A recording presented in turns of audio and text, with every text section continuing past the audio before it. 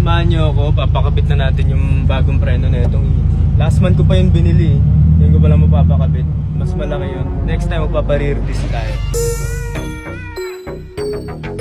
Yan yung bago natin kakabit.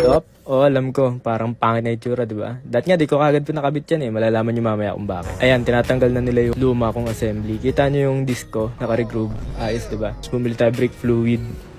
Nagutom ako, nagpares muna ako kasi syempre tipid-tipid. Yan, naikabit na. Oo na, wait lang Pangit talaga. Yan yung luma, diba masariwa pa. Humina lalo preno ko.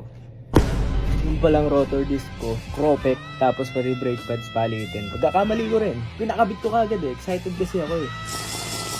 Isipin mo yung preno ko umaalon, hindi naman bangka yun, diba? Pati wheel bearing palitin.